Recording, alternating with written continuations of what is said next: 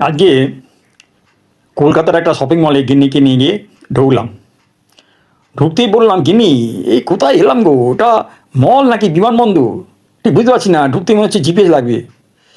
গিন্নি বলছে, চুপ করো চুপ করো, আজকে উইন্ডো শপিংয়ে এসছি।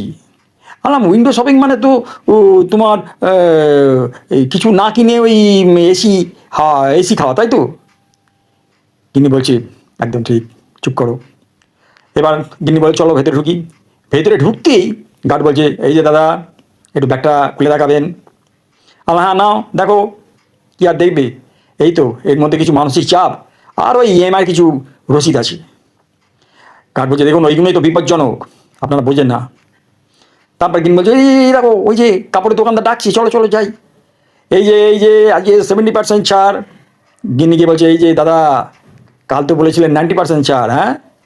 তখন দোকানদার বলছে, দেখুন কালকে কথা কালকে, আজকে সম্পূর্ণ একটা নতুন আবেগ, বুঝতে পারছেন না? আমি আবার ওখানে গেলাম, গিয়ে একজনকে বলছি, এই যে দাদা, এই জামাটা কত?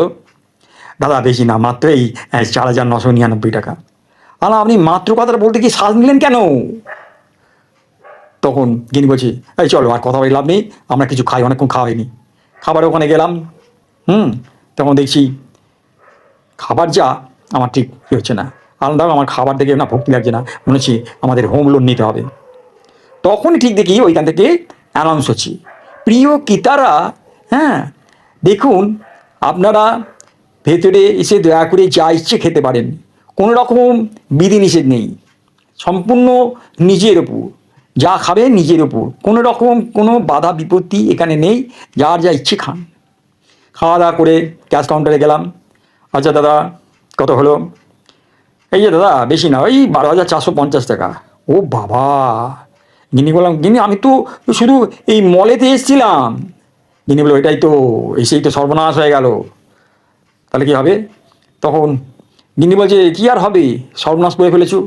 আল্লাহ দেখো, আমি কিন্তু আর কোনোদিন এই মলেতে আসবো না। গিন্নি বলছে, না গো, ওই তো আগামী সপ্তাহে আবার বলছি নাকি সেল দেবে।